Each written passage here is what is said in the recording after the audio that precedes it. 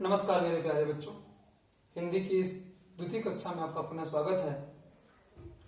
हिंदी भाषा में हमने पिछले वीडियो में पढ़ा था, पिछले तत्चित्र में पढ़ा था पाठ 4 शब्द भंडार, जिसमें हमने पर्यायवाची, समानार्थी, विलोम, समश्रुत, समरूप, भिन्नार्थी, अनेक शब्दों के लिए एक शब्द, अनेकार्थी, कई शब्द पढ़े। अब उसके आगे से हम इस वीडियो में पढ़ते हैं। इसमें एक आता है ध्वनिबोधक शब्द, ऐसे शब्द जो किसी विशिष्ट ध्वनि या आवाज का बोध कराते हैं। अब इससे पहले हम समझ लेते हैं, फिर परिभाषा पे आते हैं कि अगर कोई बच्चा आपकी कक्षा में हो और वो म्याऊं म्याऊं बोले, तो आप क्या कहेंगे? आप ये बताएंगे ना कि बिल्ली की तरह म्याऊं म्याऊं कर रहा है। अर्थात म्याऊं म्याऊं जो स्वर है वो सीधे किससे जुड़ गया? बिल्ली से। हमने तो नहीं कहा कि वो गाय की तरह म्याऊं म्याऊं कर रहा है।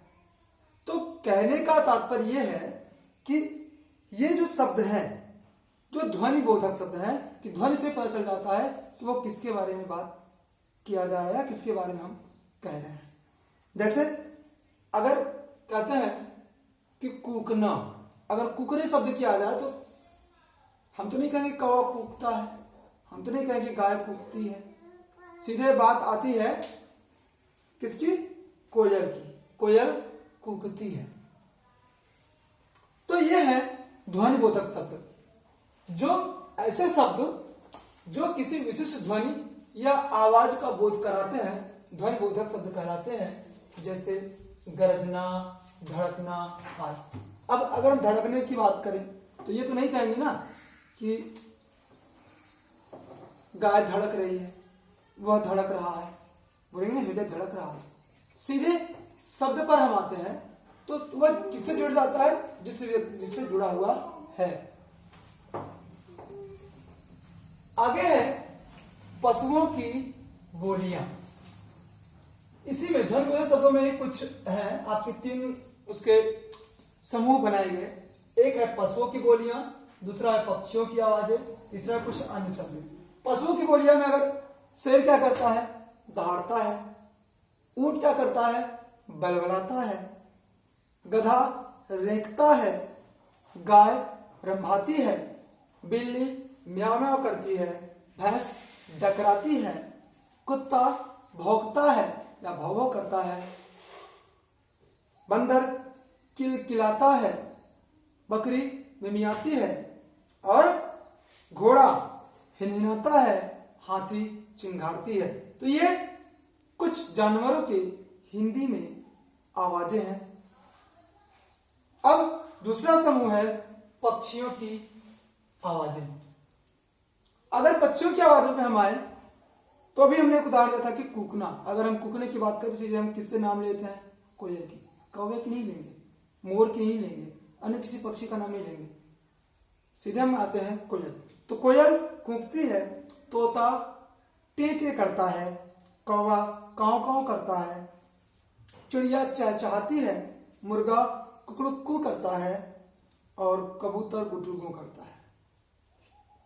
इस तरह से और भी कई पक्षी हैं जिनका आप खोज करके आप खुद से, आपके लिए एक कार्य होगा, सृजनात्मक कार्य होगा कि आप पक्षियों के नाम लिखेंगे और उनकी आवाजें खोज कर आपको लिखेंगे, कैसी आवाज आपको सुनाई पड़ती हैं, कौन से ध्वनिबोधक शब्द होंगे वो।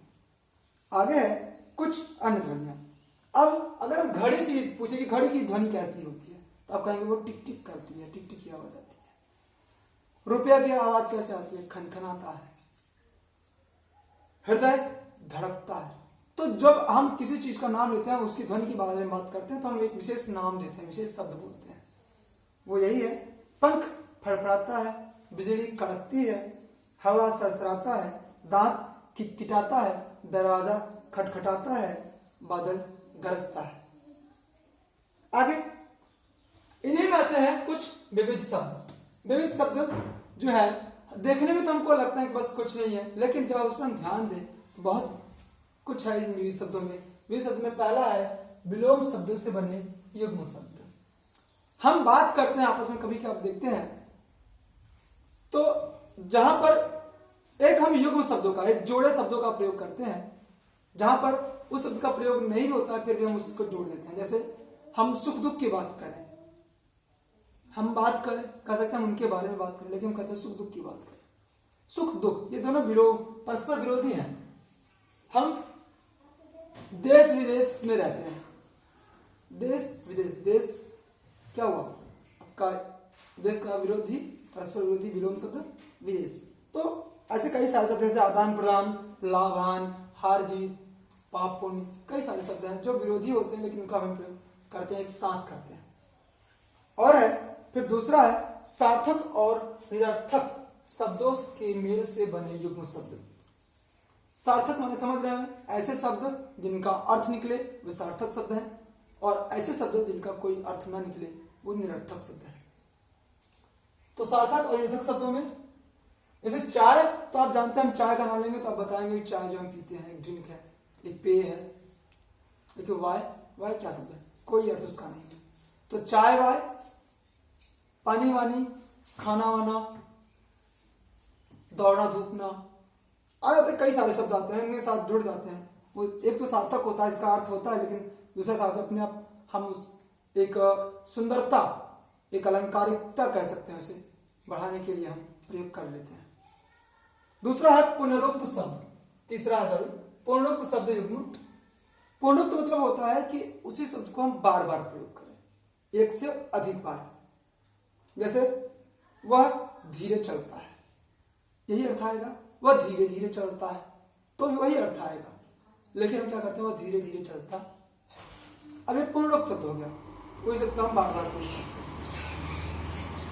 तो रिश्ते नाते, सॉरी, हरे हरे, हरे हरे मतलब कि हरे हरे घास, हरी घास भी कहेंगे तो भी अर्थ आएगा, हरे हरे घास तो भी वही अर्थ आएगा, लेकिन हम पुनरुक्त शब्दों का प्रयोग कर लेते हैं। ऐसे कई सारे शब्द हैं, हम खेलते खेलते, गांव गांव, आगे आगे, कई सारे शब्द। और है इसके बाद सजातीय शब्दों से बने युग्म शब्द। सजातीय मतलब होता है एक जैसे जाति के, समान जाति के शब्द हो, लेकिन उनका प्रयोग हम कर लेते हैं साथ। जैसे रिश्ते नाते, दाना पानी,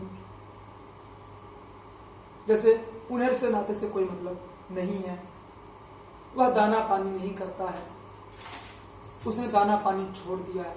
कई सारे शब्द हैं जो हम युग्म बना के, जोड़ा बना के उसे प्रयोग कर जाते हैं। और आगे है निरर्थक शब्दों से बने युग्म शब्द। ऐसे शब्द जो दोनों निरर्थक है, सार्थक एक भी नहीं है, लेकिन हम उनका प्रयोग करते हैं और उनका अर्थ भी निकालते हैं अपने भाषा में, अपने समझने की सांकेतिक भाषा में। देखते हैं जैसे अंट संट, वह कुछ भी अंट संट बोलता है। अंट संट मतलब गलत, दोनों को अंट संट, अंट का कोई अर्थ है ना संट का कोई अर्थ है, ये दोनों निरर्थक हैं, लेकिन हम अंट संट का, वह अंट संट बोलता है, उसने मुझे अंट संट कहा। उबड़ खाबड़, जमीन उबड़ खाबड़ है, उबड़ उबड़ माने क्या होता है, खाबड़ माने कोई अर्थ नहीं है इनका, निरर्थक शब्द है, लेकिन फिर भी हम प्रयोग करते हैं उबड़ खाबड़। और इस तरह से ये है हमारे इस पाठ के शब्द भंडार से। मेरे प्यारे बच्चों, ये था पाठ 4 शब्द भंडार।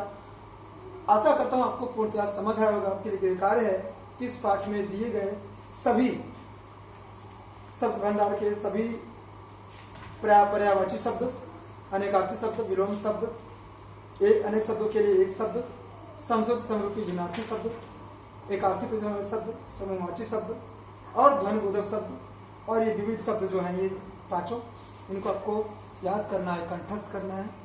साथ ही साथ अगले वीडियो में ये आपके लिए बेकार था, फिर इसका अभ्यास कार्य और आगे का प्रश्नोत्तर हम आपको अगले वीडियो के साथ भेजेंगे। फिर अगली कक्षा में फिर आपसे मिलते हैं, तब तक के लिए नमस्कार, धन्यवाद।